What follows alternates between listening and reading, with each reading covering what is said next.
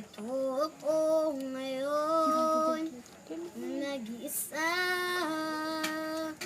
naglalikbay sa gitna ng dilim. Lagi na lang ako nadarapa, ngunit heto, bumabangon pa rin. Heto ako, basang-basa sa ulan, walang masisilungan, walang malalapitan.